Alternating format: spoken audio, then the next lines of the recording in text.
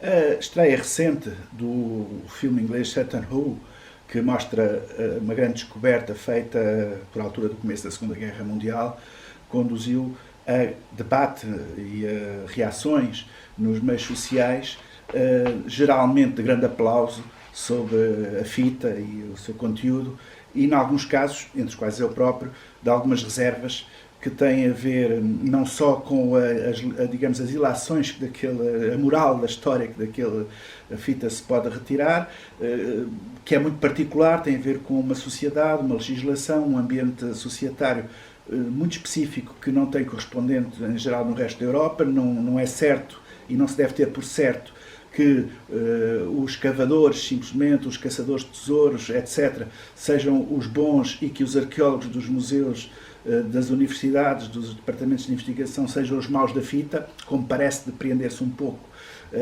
daquele filme, onde há uma relação privilegiada entre um escavador, um amador escavador, muito bem intencionado e boa pessoa certamente, e uma proprietária, e com os outros da arqueologia, diria, oficial, mais como uma espécie de vilões que querem desapossar a proprietária dos seus bens. Não é esse de modo nenhum o enquadramento nem a moral da história que se deve retirar para a Europa em geral. E depois também, porque nesse filme, evidentemente, existem outras simplificações que são muito benéficas para a narrativa, mas não são verdade histórica, como desde logo as cores com que é apresentada a arqueóloga jovem, que dá origem a reações de resto díspares por parte das feministas, quer aquelas que consideram que neste filme a mulher é maltratada como sendo apenas auxiliar e digamos, pouco intelectualmente pouco meritória, quando é exatamente o contrário.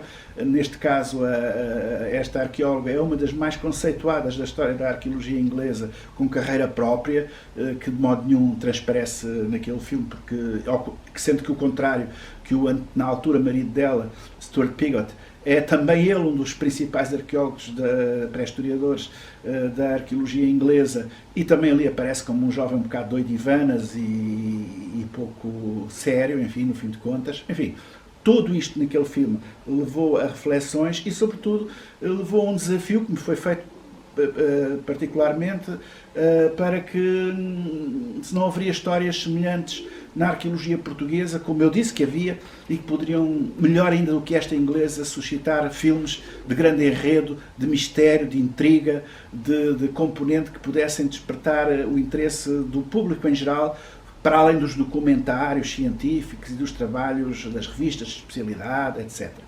Depois eu apresentei vários exemplos, desde logo os trabalhos feitos pelo Tenente Coronel Afonso do Paço no campo de batalha de Aljubarrota, mas outros que apresentei. E depois, em sequência, outros colegas ainda, e desde logo o meu colega e amigo Carlos Fabião, professor na Faculdade de Letras de Lisboa, sugeriu ainda uma outra história passada em Portugal de grande impacto internacional, que foi o Congresso de 1880, o chamado Congresso de 1880, o nono Congresso, a nona sessão dos congressos que então emergiam, já era a nona, da União Internacional de Ciências Pré-Históricas e Proto-Históricas. Carlos Fabião, evidentemente, que é um grande especialista em História da Arqueologia, de resto é autor de um livro que eu recomendo vivamente, muito ilustrado e muito interessante de ler, muito agradável de ler, que é sobre a história da arqueologia em Portugal, precisamente, e lembrou-se muito bem deste Congresso de 1880. Ora, o Congresso de 1880, de facto, e eu vou-me deter sobre o Congresso de 1880 hoje, é um episódio na história da arqueologia mundial e portuguesa, porque decorreu em Lisboa, de extrema importância para a arqueologia. E meio mereceria que sobre ele se fizesse todo um filme, não, como digo e repito, à maneira do documentário, que também, evidentemente, é útil e faz falta, mas à maneira do filme romanceado, de cinema, com história, com pequena história, com colorido, de época, etc. Tudo isso. E eu começaria por a questão do colorido de época, porque, de facto, nos estudos que se fazem normalmente em ambiente académico e designadamente universitário, e até teses, graus, próprio graus de pós-graduação, é muito frequente que nós, os investigadores, aqueles que fazem esse tipo de estudos, sejamos prisioneiros de um certo historicismo. Ou seja, na ideia de que digamos, o elemento que estamos a estudar se justifica por ele próprio e, no fundo, aquilo que ocorre no seu interior é descrito em profundidade, com muito detalhe, se for um trabalho aprofundado de investigação, mas frequentemente esquecendo a envolvente social. Ora, como diziam já os homens do Zanal, e eu também repito, a história historicista diz muito pouco. Eu não direi que, como Karl Popper, sobretudo não direi no sentido em que Popper dizia que é a miséria do historicismo, que a história historicista é uma miséria, o que ele chamava a miséria do historicismo, mas sim digo que não é possível gostar de história e estudar história sem, ao objeto que estudamos, o deixarmos envolver e impregnar por tudo aquilo que o rodeia em termos de sociedade global da época e, claro, do antes e do depois. Eu dou-vos um exemplo, penso não ser injusto para ninguém, e se o for, sou o primeiro a reconhecer que o fui. Talvez tenha sido eu o primeiro a chamar a atenção que a criação do Museu Etnológico Português, ou Etnográfico Português, em 1893, foi fruto de uma circunstância de época portuguesa. De uma oportunidade curta, de uma janela de meses, de um governo que os monárquicos mais reacionários chamavam o governo dos bandidos, um governo de Índice Ribeiro, onde pela primeira vez sobe ao Ministério o Bernardino Machado, que vem depois mais tarde a ser Presidente da República 2 vezes, e que inclusivamente, como sabemos, guardamos isso no Museu Nacional de Arqueologia, tem um cartãozinho, a Leite Vasconcelos, a dizer: passe por cá agora porque temos a oportunidade de fazer o museu em que pensou.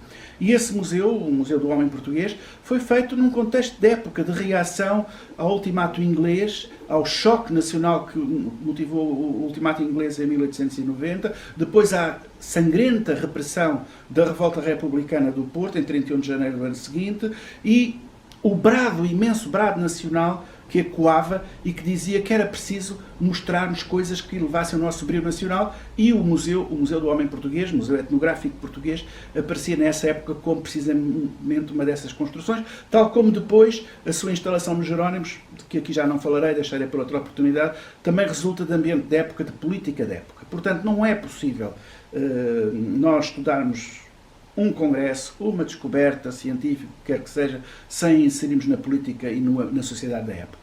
E é bem o caso do Congresso de 1880. Nós, do Congresso de 1880, temos um precioso volume de atas, que é porventura já uma raridade da bibliográfica, que eu tenho aqui, o exemplar que pude obter nas mãos, e verificamos que 1880 é uma data-chave.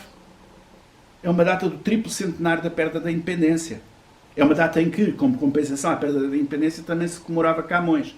E é uma das datas-chave na propaganda monárquica.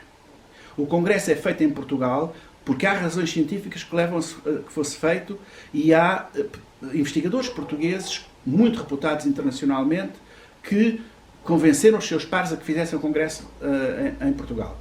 Mas é também muito feito porque foi fortemente patrocinado pela Casa Real, na perspectiva de mostrar o seu cosmopolitismo, como a realeza portuguesa, a Casa Real portuguesa, estava a par e em sintonia com todas as ideias mais progressivas que aconteciam na Europa, e designadamente estas que estudavam a origem da humanidade, o deslumbramento de um novo período que aparecia na história humana, que se chamava pré-história. E é muito importante ter presente este contexto, tal como é importante ter presente, conhecer e compreender a reação dos republicanos da época. 1880 é o ano em que, por exemplo, os republicanos, a guerrilha republicana, podemos dizer assim, subterrânea ou não, em parte subterrânea, em parte já expressa, como também veremos em jornais humorísticos da época, mas em que a guerrilha republicana, por exemplo, punha a correr que nas cerimónias efetuadas no Terreiro do Paço, a rainha estava displicentemente a rir para um lado e para o outro, e que no fundo não estava a homenagear Camões coisa nenhuma. Estava ali só a fazer propaganda à Casa Real. E esta contra-propaganda republicana, insidiosa, subversiva, também é muito importante para perceber a situação em que ocorre este Congresso. Os republicanos, enquanto que noutras ações de propaganda da monarquia simplesmente ou ignoraram, ou se, como nesta do Terreiro de Paço, se movimentaram totalmente no sentido contrário, do deitar abaixo, no caso do Congresso foram muito mais prudentes.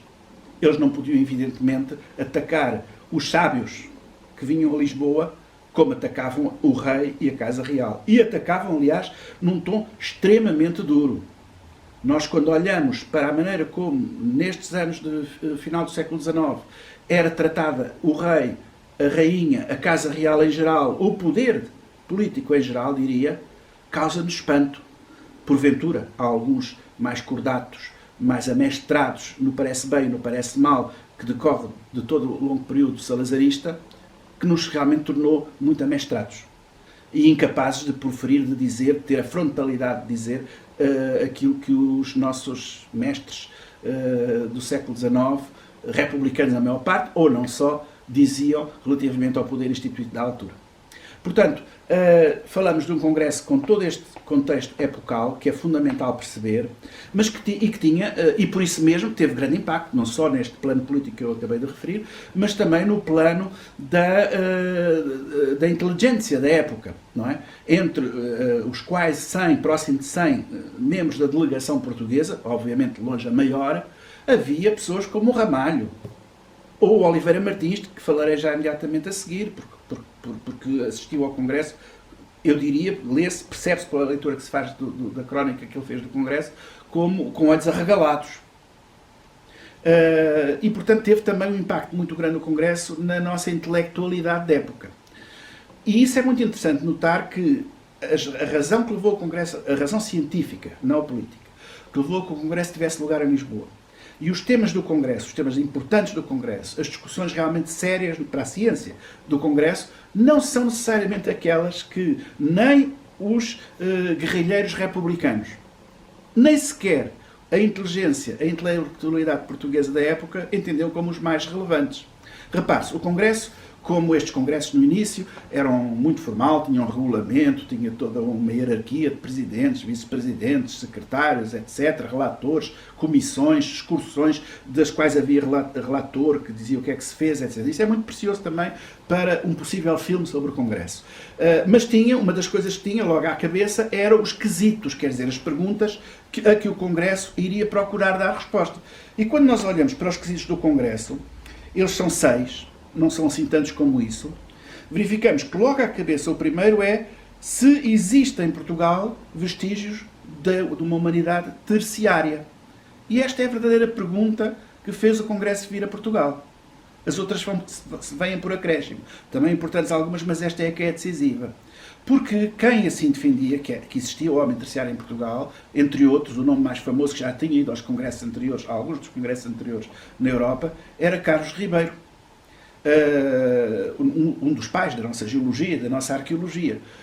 E Carlos Ribeiro tinha, nos congressos anteriores, convencido que de facto tinha provas em Portugal que corroboravam a existência do homem terciário.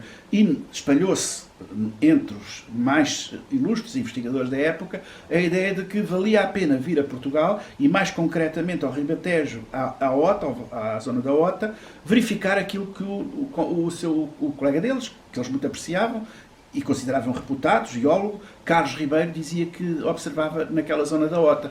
E, portanto, esta é a motivação principal. E repare-se no seguinte, o mesmo Congresso que não houve displicentemente, nem autoriza depois que seja apresentada à comunicação, portanto, ela não consta das atas.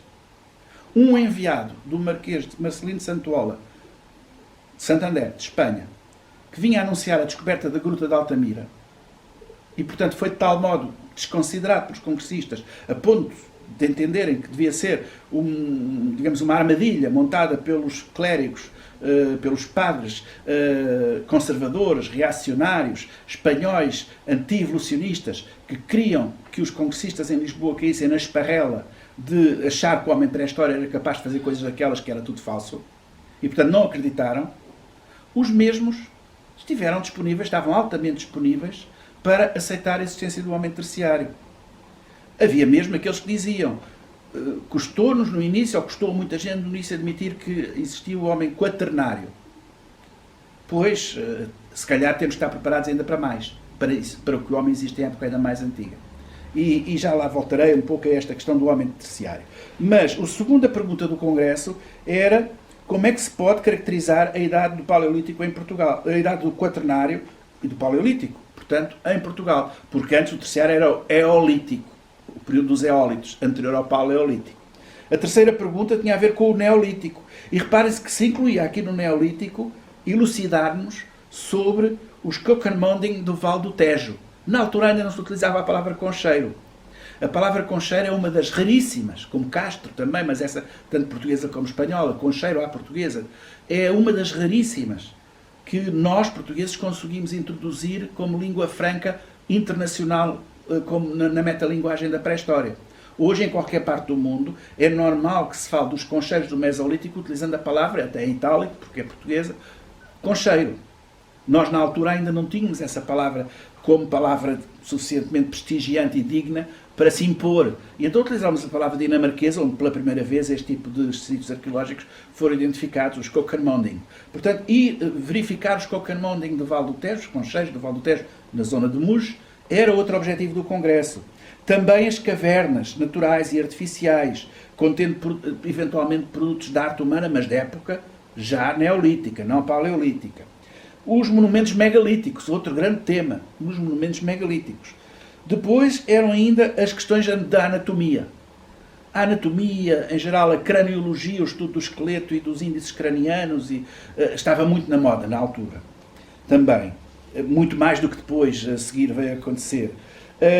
E finalmente, eu passo rapidamente, o último tinha a ver, o último quesito, a última questão a discutir, tinha a ver com quem ocupava Portugal antes da chegada dos romanos. E aqui havia para outro aspecto muito importante, que eram os castros e as citâneas, onde se chegou de resto a ir em excursão a seguir ao Congresso.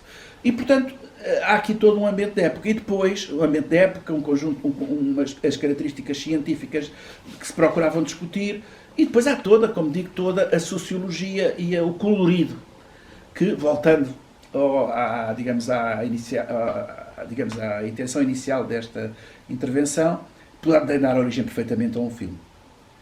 Por exemplo, as descrições que se fazem, e é muito interessante que hoje nos congressos perdeu-se este hábito de fazer estas descrições, das excursões, da excursão à OTA, para ver o homem terciário, os vestígios do homem terciário, onde se foi de comboio até ao carregado, e depois em 20 carros, ao longo da antiga estrada da Malaposta, que ainda é possível vislumbrar marcos e algumas das estações de mudança de cavalo que existem precisamente na zona de Alenquer-Ota. Toda esta descrição que é feita de como se foi pelos campos até chegar, e depois no local, como se andaram à procura dos sílex, e finalmente há uma comissão que faz um relato, faz um relatório. Ficaram convencidos, por maioria, havia divisões da opinião, mas a maioria dos presentes ficaram. O Carlos Ribeiro já estava, nesta altura, numa situação de grande debilidade de doença, veio a falecer depois. Aliás, o volume de datas do Congresso já é organizado e editado por um dos vice-presidentes do Congresso, seu ajudante na Comissão Geológica, que era Nery Delgado, e, portanto, Carlos Ribeiro já não pôde usar ele próprio de toda a sua capacidade de convencimento, mas não foi necessário, porque, como digo, a maior parte dos membros da Comissão que ia indagar sobre esta questão convenceram que sim, que havia mesmo, que as provas eram suficientes para afirmar que havia o homem terciário em Portugal. Felizmente houve bom senso de alguém dizer, bom, a situação é assim, a maior parte acha que sim, há uma minoria que acha que não, mas vamos deixar a questão em suspenso, porque não é método científico a votação de braço no ar. Até que todos sejam convencidos, até que não restem argumentos racionais que possam invalidar os argumentos da maioria, temos que deixar a questão em aberto. E é assim que se deve proceder sempre em ciência, no passado como no presente. Depois, outra excursão, por exemplo, extraordinária no colorido que nos é contado. A ida a Muge. Um comboio especial até Santarém. Depois toda a cidade de Santarém em festa, foguetes no ar a toda a hora, pessoas em trajes típicos, os campinos, como aqui se diz, que impressionaram muito, com as suas varas, etc. O povo a aplaudir ao longo de todo o trajeto, mesmo na ponta, a atravessar o Tejo.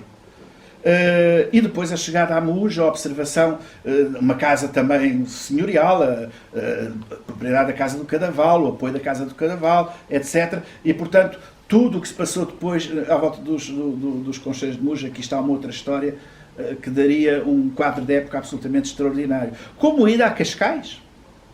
Reparem, se foi-se a Cascais como? Num vaso de guerra. O África. Partiu-se de Lisboa, em barco, para chegar a Cascais.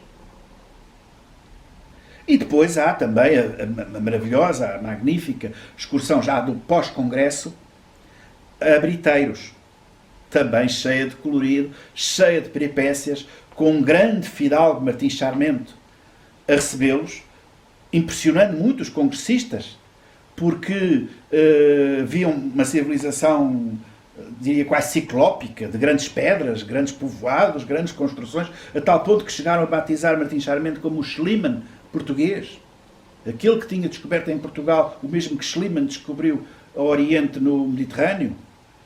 Portanto, são tudo episódios, estes ainda científicos, mas há depois também os atos sociais, evidentemente. Há uma outra crónica e uma outra apropriação do Congresso que é mais de natureza, novamente regressamos ao político e ao mundano até. Desde, por exemplo, no plano mais mundano, a ida, político ao mundano, a ida a Sintra, para uma recepção no Palácio de Sintra, no Palácio Real de Sintra, não é? Mais uma vez, aqui também com um conjunto de peripécias absolutamente extraordinário, que dão origem, e talvez agora seja a altura de referir isso, a estas componentes mais político-mundanas do Congresso, que são evidentemente a base fundamental em que os republicanos se baseiam para atacar a Casa Real e para dar o colorido um pouco trôpego ao conjunto do Congresso, não separando os congressistas mais famosos do resto, mas sendo incisivos. Um deles, um dos principais, digamos, críticos mordazes do que se passou no Congresso, foi Rafael Bordal Pinheiro.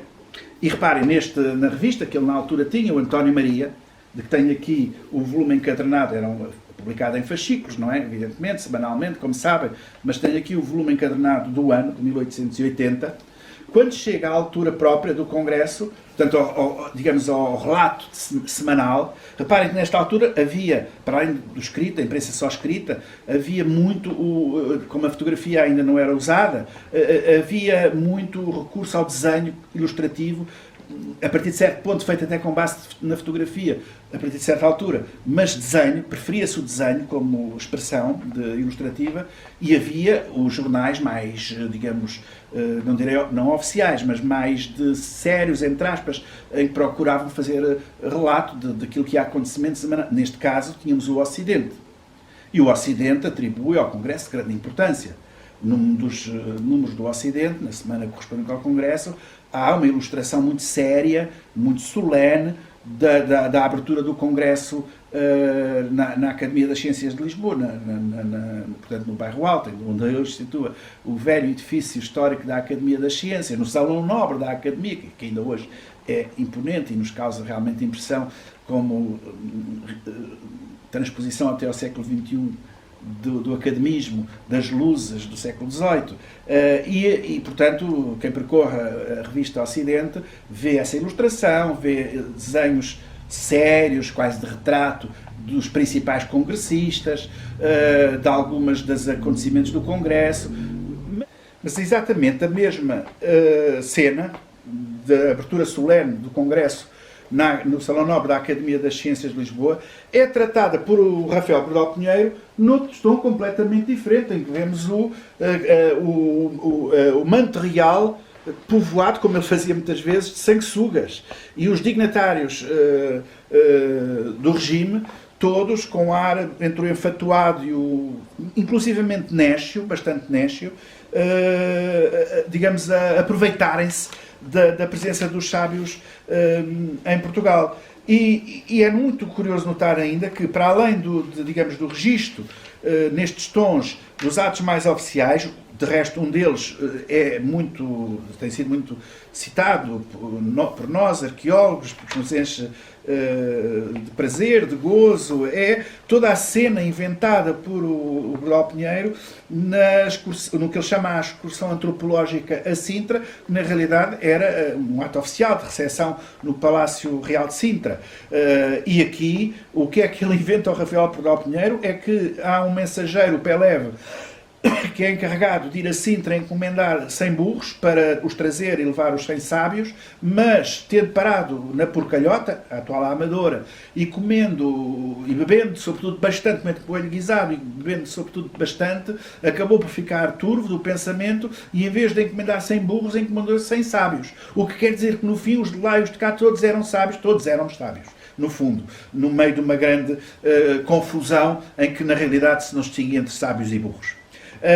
Portanto, para além de o Rafael Bordal Pinheiro nos dar estas caricaturas do Congresso, dos atos oficiais, dá-nos também páginas muito bonitas de utilização de imaginário da pré-história da altura, quer a pré-história humana, quer a pré-história ante-humana, da geohistória, para aplicá-la às forças fáticas e aos poderes que ele permanentemente contestava. O exército e outros, não é? O exército aparece sob a forma de um antigo mastodonte, não é? Portanto, a utilização destas metáforas são comuns em Rafael Bordal Pinheiro.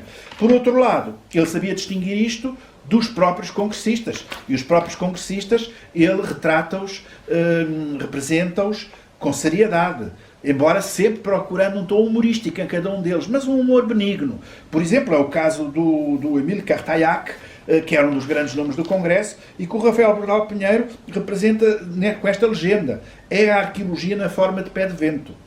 No lugar para onde ele olha, os papéis esvoaçam nas mesas e os fósseis, dentro das suas vitrines, estremecem. E pronto, o Henri Martin, o Gabriel de Mortier, outros congressistas, digamos, internacionais da altura, ele representa-os com este ar mais benigno, como acabei de dizer, e inclusivamente refere também neste tom o homem terciário português. E o Carlos Ribeiro faz uma caricatura do Carlos Ribeiro, mas aí não é apresentando o homem terciário português mesmo, é apresentando um político da altura digamos, como sendo o homem terciário português, um atrasado, portanto.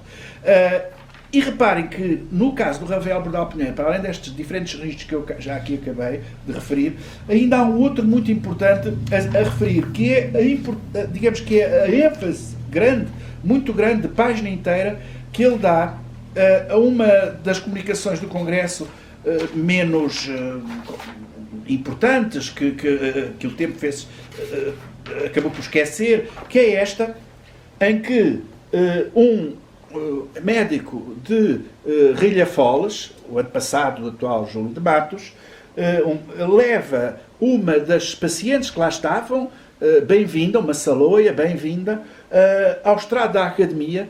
Para quê? Para mostrar aos congressistas que ainda hoje existiam espécimes vivos do homem pré-histórico.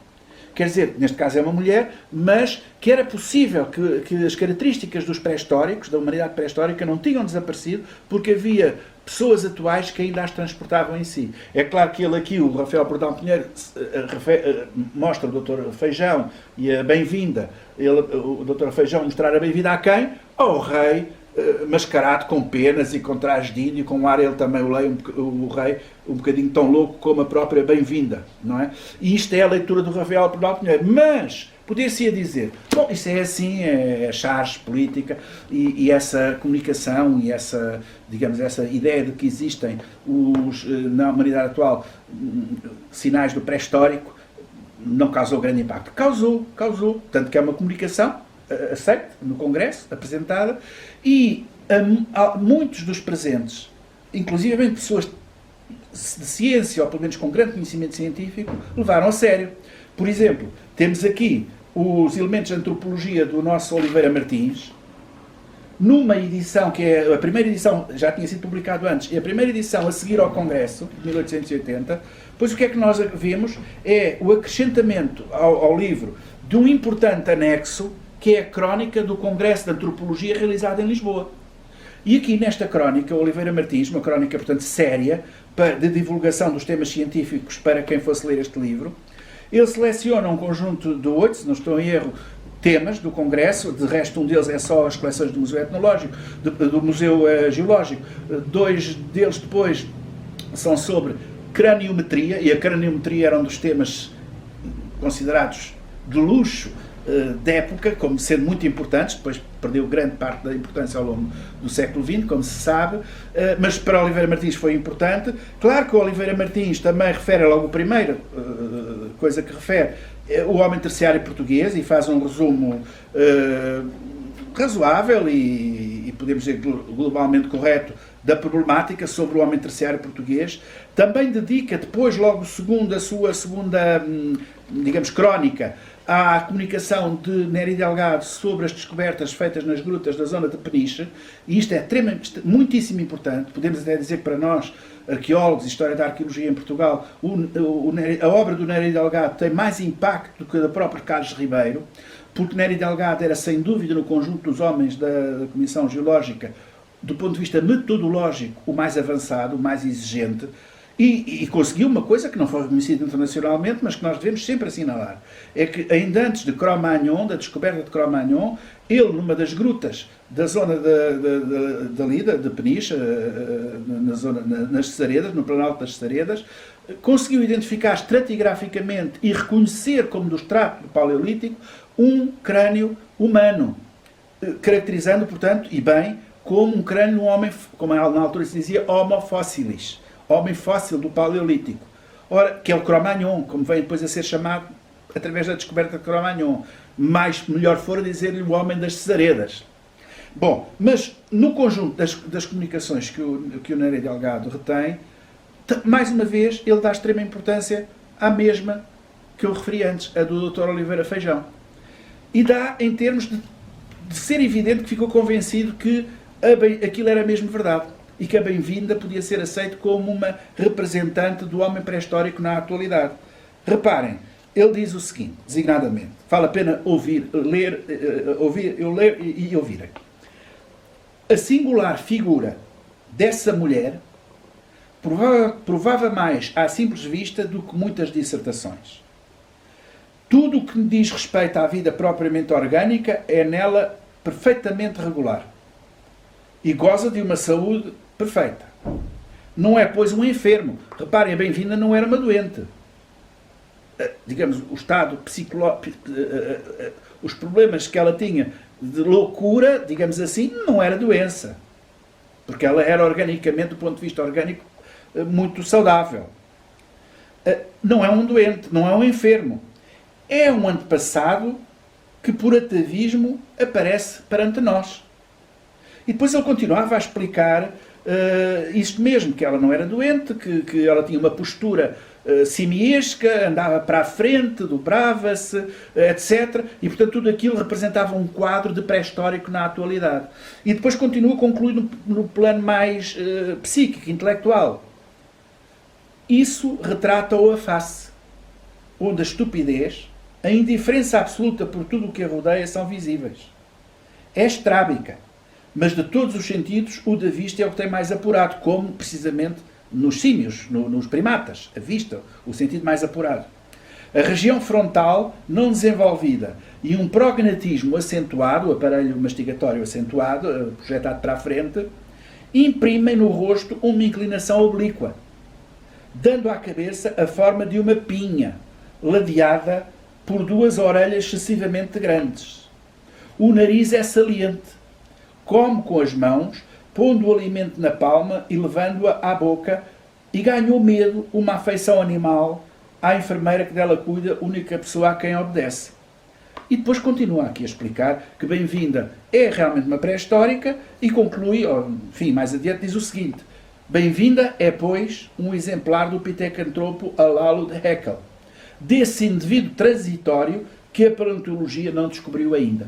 E, portanto, reparem como uma comunicação, não direi infeliz, porque era própria da época, mas sem substância científica nenhuma, conseguiu ser tão impactante, quer junto da guerrilha republicana, como junto da intelectualidade da época, em pessoas muito, muito conhecedoras, como o Dr. Oliveira Martins, Portanto, o Congresso tem todos estes imaginários. O das excursões, o do colorido, do povo a conversar com foguetes e vestido tipicamente, a receber os congressistas, a do vaso de guerra, que é utilizado para transportar para um lado ou para o outro. No caso da ida a Guimarães, as carroças, o grande magnata, o grande senhor da terra, que era Martim Charmento, a receber principescamente de todos os congressistas. Enfim, os poderes políticos a quererem tirar partido, como hoje de resto acontece, da ciência e do prestígio das pessoas que cá estavam. Tudo isto. E, portanto, um filme espetacular. Um fresco de época que daqui se poderia fazer. Quem sabe, um dia, algum dos nossos realizadores ou nossos, no sentido português, ou estrangeiro, porque se trata de um tema internacional, entenda que há aqui matéria para nos fazer esse gosto e termos um filme que nos regale, porventura, mais do que Satan O. Foi por aqui que começámos.